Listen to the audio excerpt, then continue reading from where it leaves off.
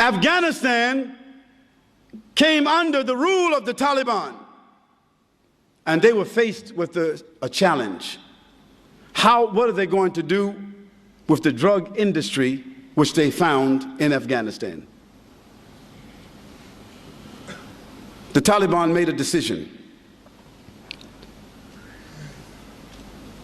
From a point of honor, from a point of morality, a point of dignity and decency, from a point of Sharia, they could not support and allow drug trafficking to exist in Afghanistan.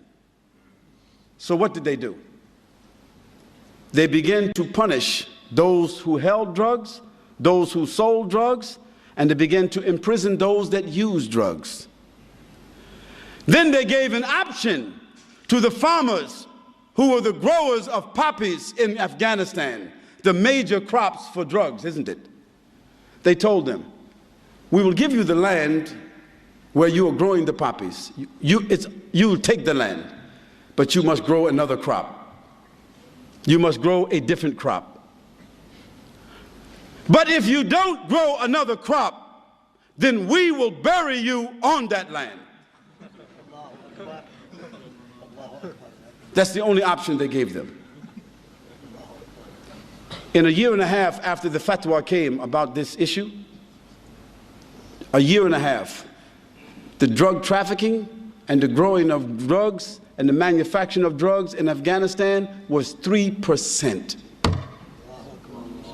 How did an unsophisticated group of students, without government, without sophisticated institutions,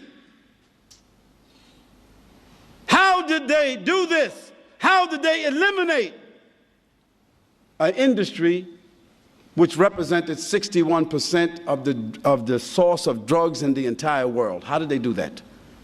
They did it from their iman. They did it because they were affected by the Quran.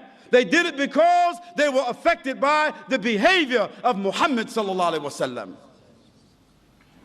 And this is why I say, as an example, that Islam, and only Islam, has the properties by which to affect the human being's consciousness, to design and regulate his morals, and even to regulate governments, so that even governments themselves are forced to adhere to rules of decency and dignity.